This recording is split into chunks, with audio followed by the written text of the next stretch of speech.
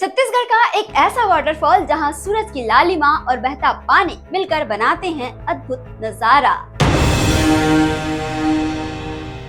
यह है छत्तीसगढ़ का गौर घाट वाटरफॉल। ढलते सूरज की लालिमा जब झरने के पानी पर पड़ती है तो दृश्य कैमरे में कैद करने लायक बन जाता है। परिवार और दोस्तों के साथ लोग यहाँ पिकनिक मनाने आते हैं।